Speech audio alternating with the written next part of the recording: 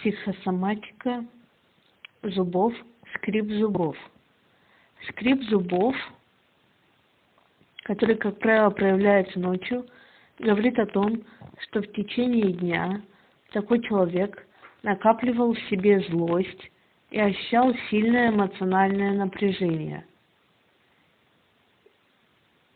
И таким образом его организм помогает ему избавиться от напряжения, но это лишь временное избавление, так как такой человек должен заняться поиском и решением проблемы, вызывающей у него постоянную злость и эмоциональное напряжение, иначе его ждут более серьезные неприятности, чем скрип зубов.